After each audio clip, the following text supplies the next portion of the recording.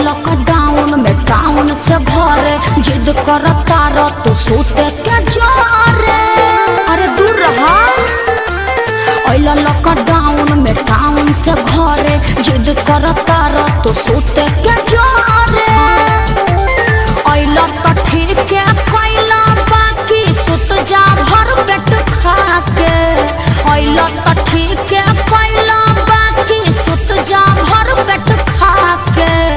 अरे बुझला जानी चुम्मा देता का जानी चुम्मा देता काहे मुँह में सैनिटाइजर लगा के। जानी चुम्मा देता मुँह में सैनिटाइजर लगा के। ओहो अरे दूर रहो।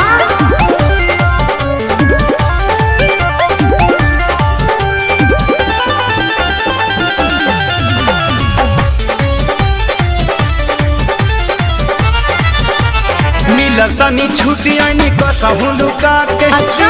कटत रलो आधा पेट खा के। का बताई अच्छा कुछ दिल ना दूर हमसे रह पिया। देहिया पाया के जनी ढह पिया। पता बा हमारा काहे खातिर आइल बड़ो बुता के।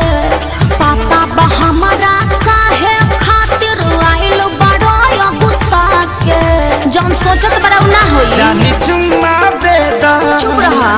जानी चुम्मा देता ना मनवा सैनिटाइजर लगा के। जानी चुम्मा देता मुँह में सैनिटाइजर लगा के। और जीत कहे पहले बड़ा।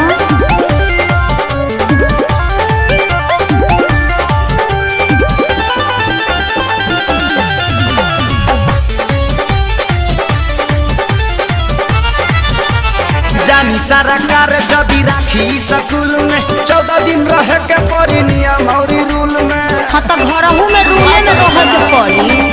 मन बना बात तो खेसारी पछतैब अपने तो जैब संगे घर भर ले जैब। समझ में आई। पवन धनंजय सोनू विकास रहायो भी डरा के।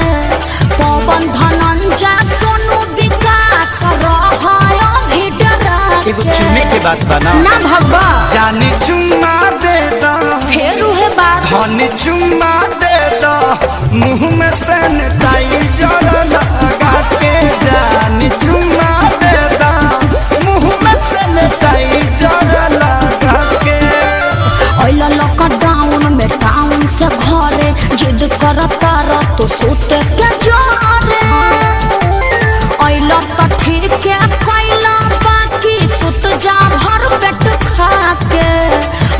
तो ठीक है कैला बाकी सुत जा भर पेट खा के।